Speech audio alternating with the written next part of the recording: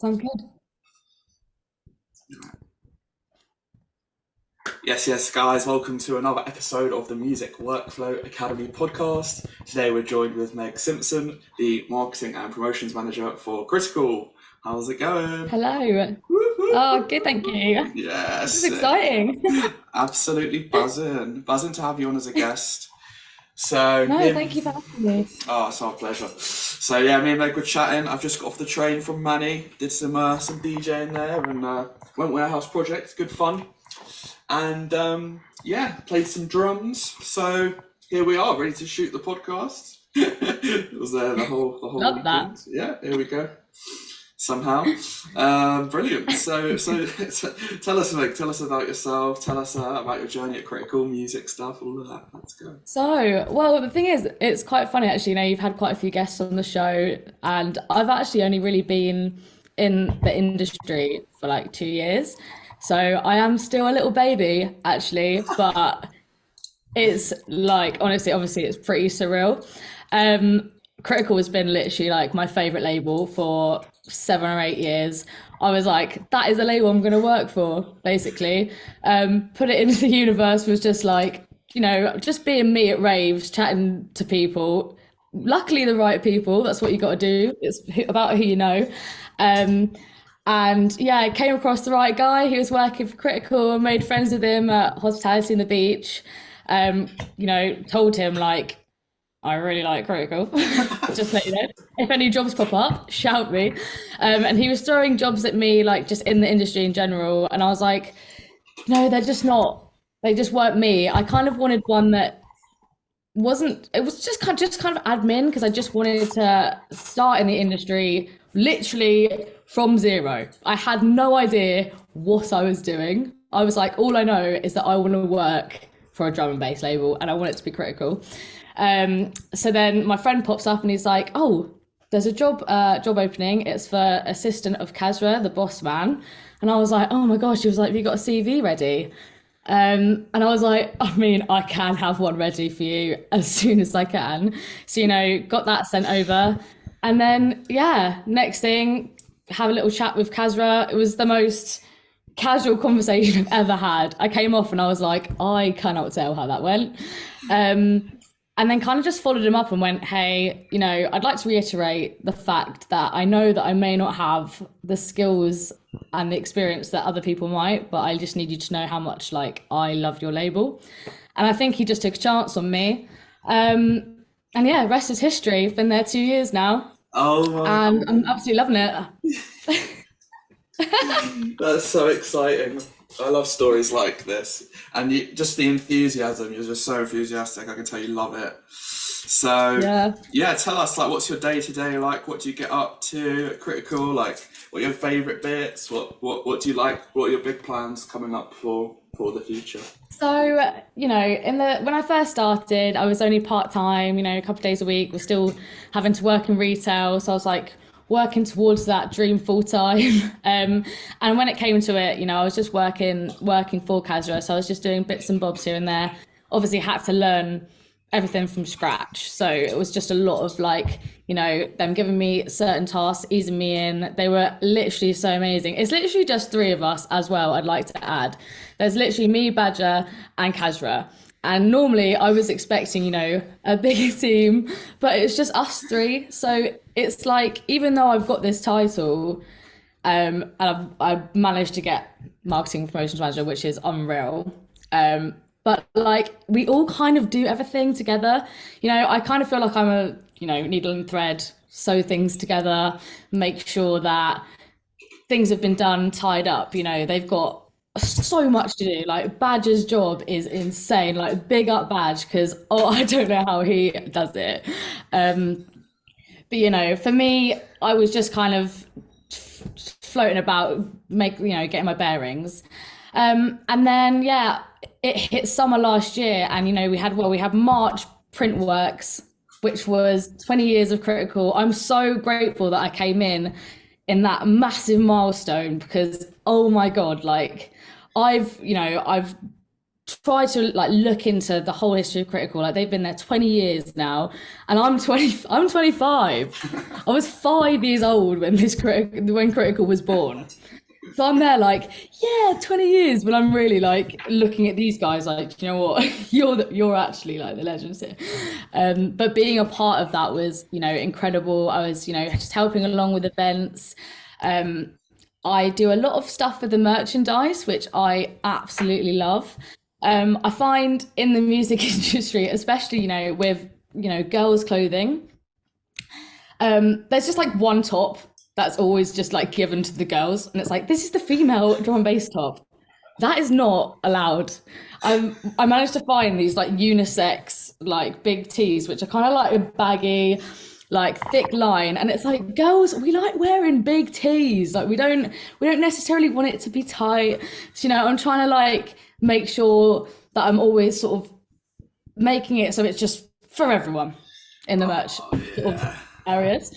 I also have a little project I like to do, which is like with an artist tee. So I managed to get 3. I've done 3, and now I'm on the process of doing my 4th one. And basically you just get an illustrator, and we like giving them like the control. It's like, use our brand, but put yourself into that design. Like we just want you to do it, basically. And that's where the color pops, because Critical was very black and white. It's very cool. But I'm like, as you can tell, quite a bouncy character. So I'm kind of like, let's just put a little bit of color in there. I love it. Like, especially like at the raves, it's so funny. I think it's only just hit people that I actually work for Critical, because I show up in my rave outfits like, I don't care, this is still me. And they're like, is this girl allowed backstage? And I'm like, I actually work for this shirt. Like, so, do you know what I mean? It's quite dope. But they accept me for who I am. But yeah, the merch stuff's really fun. And yeah, just the events. I help liaise with a lot of in between a lot of the events, and just make sure everyone's okay, sort out the artwork, stuff like that. But it's quite hard to say just like a day-to-day for me. There is no same day at Critical. I'll try and do one job, like contracts, which is the tedious stuff, like, you know, get the contracts in, especially when we've got remix albums out with 22 artists on there. And then I've done like 2 contracts in a whole day, because there's so many little things that you're doing, and that's what makes it like so exciting. And just, you know, working with people that I've looked up to for years, and now they're just like my friends. And I'm like, still looking back, like, I was texting my mates like, oh my God, I'm gonna meet Eno tomorrow. And then I'm at the Christmas do, like shouting at him, like, "Rah!" And it's just, I look back at it and I'm like, I felt like I was such a little fangirl when I started. It's quite funny, really. Oh, that's so sick. Oh, I'm gassed for you. Yeah, no, humble beginnings. I love that. Being a raver, yeah. and then transitioning into the industry. So hard to get into it, but once you're in it, you know, you make a name for yourself as you're doing great. So that's absolutely buzzing. Let's talk about some more fun stuff. So what are your favourite Critical events you've been to? Maybe like post working for them and obviously working for them. What's the work culture like? Did you have fun at the Christmas party? How messed up was everyone? So before I started, I think, you know, 3 through 8 always fell just like before or after my birthday. So I was like, yeah, 3 through 8. I remember meeting the guy that got me the job. It was just after I'd met him that summer, and I'm a twin, and it was me and he knew my brother. They went to college. It's like small world vibes, and he managed to get us backstage. So I was going through videos the other day to post on our like Instagram, and I was like, I'm literally like on the stage, I'm like filming me in GQ, like on my phone, like, it's me in GQ. And I'm like, oh my God, like, I'm so glad that they probably don't recognise that was me at that time. And I won't tell them that unless they listen to this. GQ, if you're listening, you know, you've got your #1 fan right here. Oh, I love Gary though. Yeah, Gary love. Oh, big up Gary, mate. He's an absolute G. Oh. But yeah, the 3 through 8 parties are always really fun, even though it's like raving in a greenhouse in the summer. It's a sweatbox, but it's fun. But yeah, I think, you know, Printworks was obviously like, that was surreal. I've raved there so many times, standing on that stage, seeing Kazra like looking like at a sold out Printworks was very emotional as well. You know, he's just gone like full circle. He had his dad on stage. Again, Gary, GQ brought out his dad onto the stage and they had a little hug. And that was really, really, really special. But I've also really enjoyed all the sequences events as well. In Bristol at Motion outside, it's always a really, really sick party. Bristol's banging for the raves, like for the rave scene. So yeah, it's hard to pinpoint because as I've gone on, you know, like I was very nervous when I first started going to these raves. I wanted to make a good impression, didn't want to embarrass myself.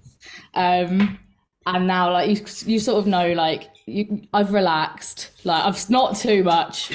I've still control myself, obviously, but I'm still, you know, it's like I can now run about backstage and be like making sure everyone's got their riders, and they're like pouring me a ride. I'm like, oh, great, lovely, this is it. I'm like, I've got a rider. Like, what is this life I'm living? That's probably the main thing. I'm like, what?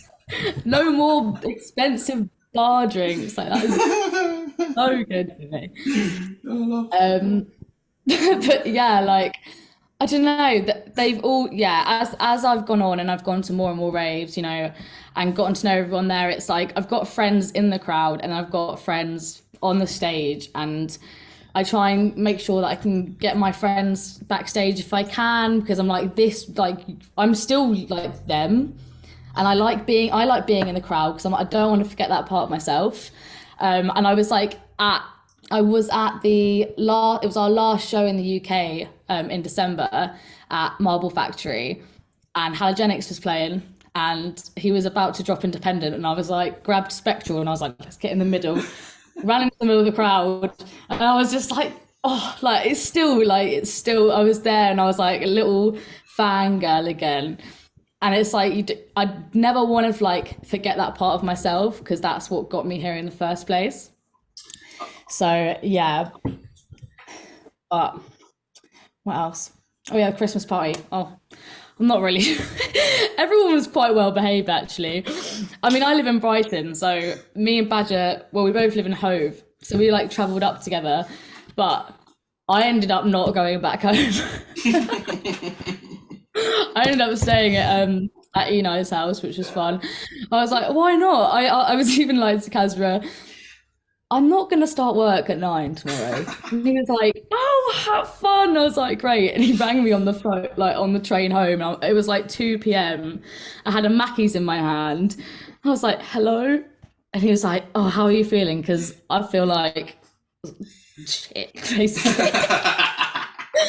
So I was like, okay, fine. I've been let off. But, you know, it's just fun. It's just like a big family, to be honest. Like you just realize, like, you look at these people when you're listening to their music and you're like, they don't seem human, if that makes sense. You're like, because they're giving, like, their music is giving you emotions and feelings, and like you're connecting with it in a way that's not, you know, like that it's personal, but in a different kind of like way, if you know what I mean. It's quite hard to describe. But then you meet them and they're just like you and me, and you're like, it's just, I don't know, it's just all just come together. I'm like, this is amazing. It's so, I don't even know, like I'm still just like a little fangirl that pinches herself every morning. I'm like, what? How does this happen? So good, yeah. So dream come true. Oh, that's so good. So happy. Literally, yeah, that's it. Like you wanted to speak to me, and I was like, this is so funny because I'm just me, and I just work for like the best label ever. What a dream. Working for your dream label. Oh, so lovely.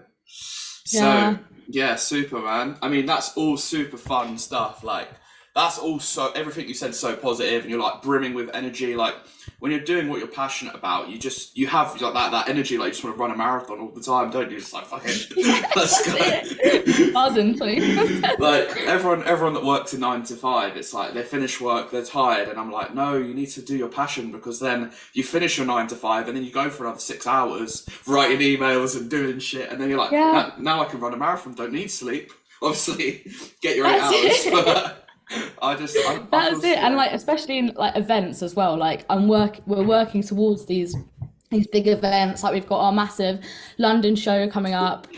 We just announced it. It's just like a massive all night back to back to back to back to back to back to back to back to back to back.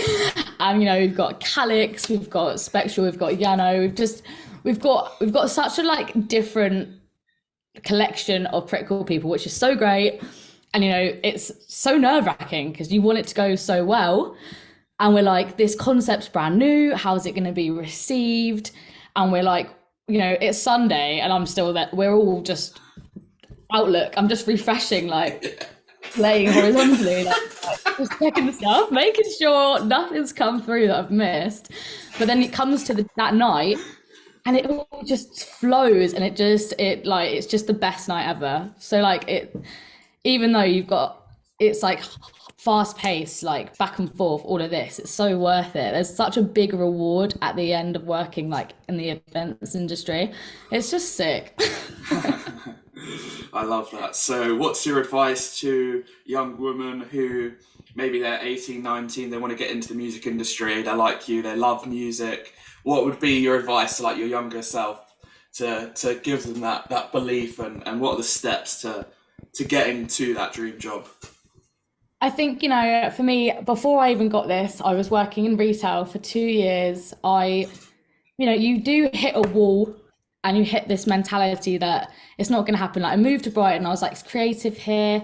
I know that there's a drum and bass scene. I'll start small, I'll work my way up. Like that's absolutely fine. I did university and did like television and broadcasting. Like that's not anything to do with this, but I wanted to be I wanted to just do presenting, like, and have my own drum and bass radio show. And I was like, oh, I'm not going to make money from that. So maybe if I work for a label and then have a show on the side, then it can, you know, you have to just make a little plan. But now I've got a little radio show, but that's not my main thing, which was my dream. It's now turned into this, I don't even know, that this absolute like sensational life that is mine now. And 2 years ago, if you told me that this was going to be me, I don't know, spit water in your face kind of vibe, you know. But, you know what I mean? Not in a rude way, just disbelief. Amazing. Yeah, I think always believe. It sounds cliche, obviously, but it's hard, especially in the music industry, as a female, to feel like you're being listened to. Like I literally, Kazra took a chance on me, and I knew nothing. Like there are people out there that are gonna believe in you. He was just like, if you listen, you work hard, you like, I basically had to take it in and be like, right, and this is my one shot. Soak in the information, write everything down, rewrite it down, make sure you're organized, have lists. Like if there's someone in a smoking area that you recognize, go and say hi to them. If they don't recognize you and they give you a bit of a look like that's kind of like, I don't really know who you are, don't get embarrassed. Don't go in on yourself. Just walk away. Then the next time you see them there in a smoking area, go out to them again. Say, hey, I met you before. And they'll be like, oh yeah. And eventually, either they'll get so annoyed that they'll pass you on to someone else, or they'll go, this person like is really persistent and like clearly like really cares about this, you know. And I'm not saying to be annoying. If they seem annoyed, take it as a sign to probably not do that again. But, you know, you've got to try hard, keep applying to things. You know, I was applying for so much, and you just don't hear back, but you can't get disheartened from it. Jobs in the industry appear really rarely as well. A lot of them are quite technical. It's always good to learn Adobe.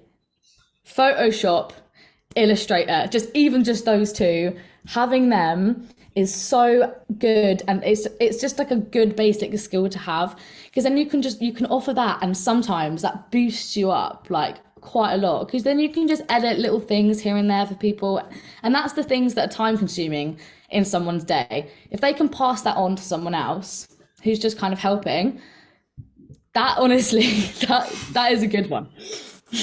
Huge. Oh wow. So there's so much to unpack there. Just keep going, work towards your dream, write it in, manifest it. I literally wrote, I'm going to work for Critical in a journal, and I'm going to have my own radio show. And I wrote it in a diary every day. And I wrote it not like, I wish I will. I was like, I love my job at Critical. I love my radio show. And then I got a show on Trickstar. It was all to do with my mindset. I was very, not negative, but I was quite like, I used to have quite bad luck. So I was very, oh, maybe it will happen, or it probably won't happen. And then I was like, it got to January 2021, and I was like, I need to cut out any negative words or anything. It's all law of attraction for me. I was like, I'm just going to do it. So I bought a journal, and I was like, I'm not going to work at Claire's Accessories anymore. That's not happening. I'm not going to work in Churchill Square. I'm not going to work in retail. I need to do something I love. So I bought a journal, and yeah, I just started writing. Instead of writing in it like what I want, I was writing it as I've got it. Like I've already got it. So I was like, I love my job at Critical Music. It's so fun. It's making me, explore everything in the industry I've always wanted to know, stuff like that. I was also writing, I really, really love my show on the radio. I didn't know what radio it was. I was applying to Platform B. I was applying to Trickstar. I was just like, okay, thank you for my radio show. Like, I'm having such a good time. I'm so glad that I'm finally putting my degree to use. Blah, blah, blah. Literally wrote that every day. Wrote what I was grateful for. Just, even if I was having a bit of a bad one, just write positive things and be positive. And honestly, it's completely changed my life. 2 weeks, I'm not gonna say it was 2 weeks. I think it was like something like 8 days after I started writing that, a job came up, and my friend was like, there's a job at Trickstar, like there's like a hosting job opportunity at Trickstar. So I literally was drinking a glass of red wine. It was in lockdown. I was like, lockdown hair. I was like, they were like, send a minute video of you telling us why you want to be on the radio and why you want a show. So I literally just put it down. I'm like wiping the red wine lips off, like, hi, I'm Megan. I really want to be on the radio. I did like television broadcasting for this reason. The album that got me into it is Chase and Status, More Than a Lot, blah, blah, blah. And then the next day I'm on a walk on the Undercliff, contemplating what my life is going to become. And I got a message, and they were like, we'd like to offer you a drive time slot. And I was like, is this for real? And they were like, yeah, drive time, like 4 till 6. And I was like, what? So I went to these meetings, and I realised it was like one of the biggest underground stations. It reached to Portsmouth. It was like its grand opening. I was like, what's happening? I was like, what is happening? That's like mid-January. And then 2 weeks later, that's when my mate comes along, and he's like, oh, Kazra's looking for an assistant.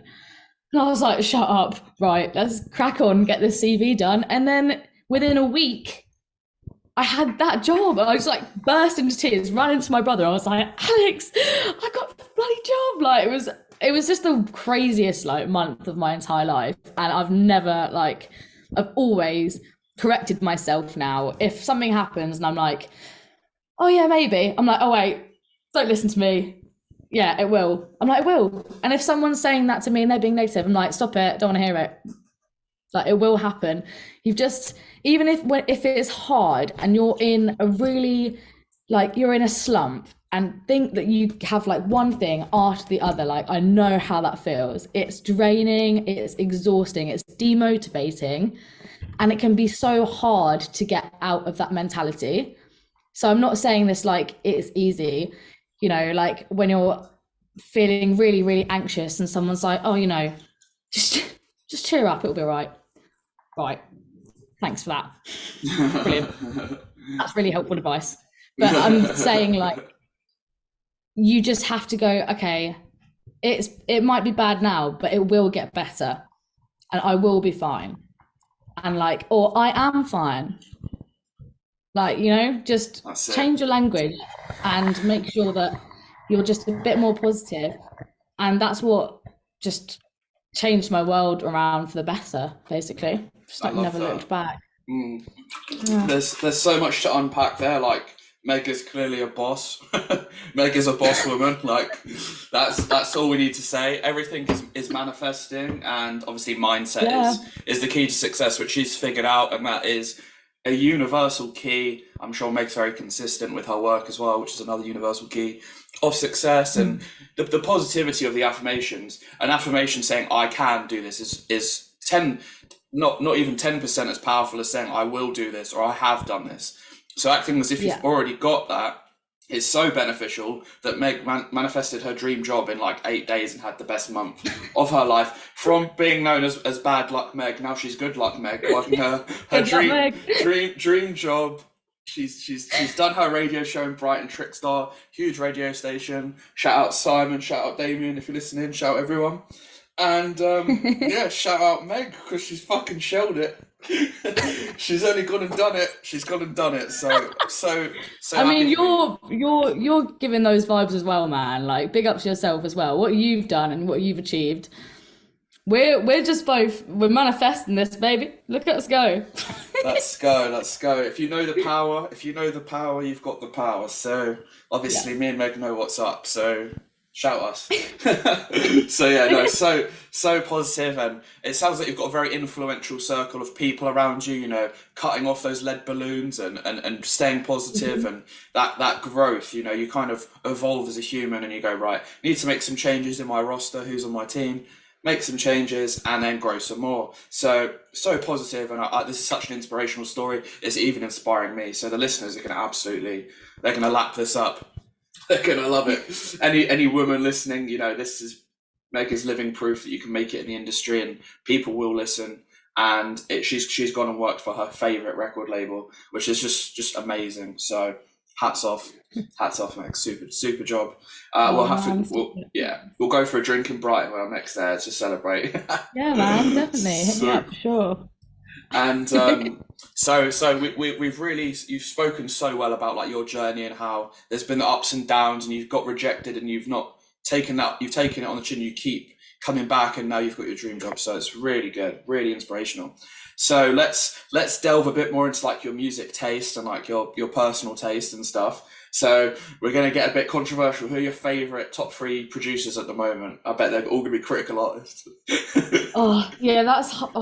That's really hard because I also drum and bass.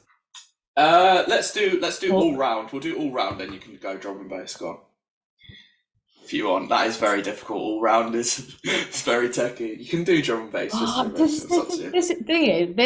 This is one of my worst questions that you've just thrown at me, because I don't listen, I don't just listen to like one artist all the time. Every day I'm listening to something completely different.